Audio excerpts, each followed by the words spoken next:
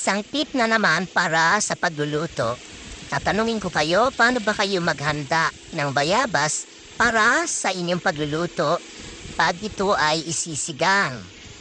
Sinigang sa bayabas na bangus or buto-buto.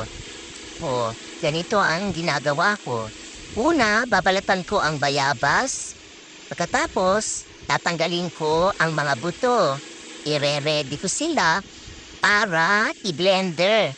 Sa ganung paraan, pag na-blender na siya, makukuha ko ang tamang katas ng mga masasarap na bayabas at ito ay aking sasalain para makuha lahat at hindi maisasama ang buto.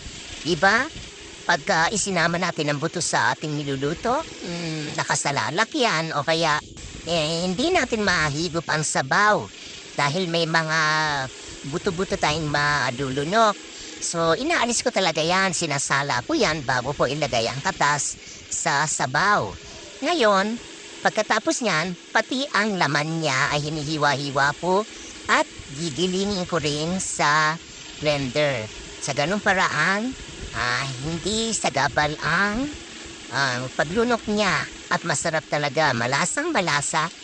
Itry nyo, ganyan ang ginagawa ko, okay?